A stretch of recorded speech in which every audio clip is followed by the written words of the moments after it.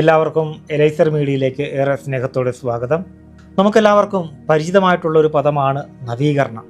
കുടുംബ നവീകരണം, ജീവിത നവീകരണം എന്നൊക്കെ നമ്മൾ കേട്ടിട്ടുണ്ട്. പക്ഷെ എന്താണ് ഈ നവീകരണം എന്നുള്ള വാക്കുകൊണ്ട് അർത്ഥമാക്കുന്നത്?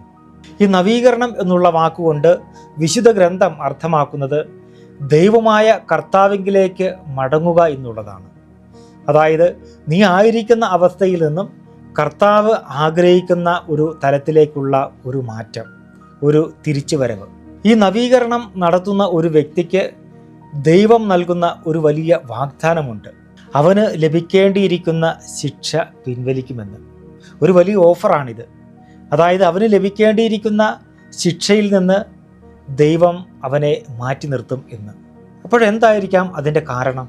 ജോയൽ പ്രവാചകന്റെ പുസ്തകം 2-ാം അധ്യായം 13-ാമത്തെ വാക്യത്തിൽ നമുക്ക് വളരെ വ്യക്തമായി ഇതിൻ്റെ ഉത്തരം കാണുവാൻ വേണ്ടി കഴിയും.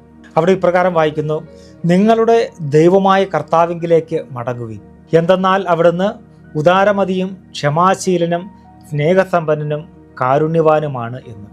ശിക്ഷ പിൻവലിക്കുവാൻ സദാ സന്നദ്ധനുമാണ്.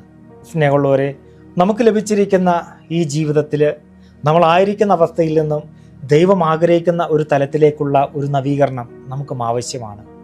ദൈവത്തോട് ചേർന്നിരിക്കുവാൻ, ദൈവത്തിൻ്റെ അനുഗ്രഹം ലഭിക്കുവാൻ. എല്ലാവർക്കും നല്ലൊരു ദിനം ആശംസിക്കുന്നു.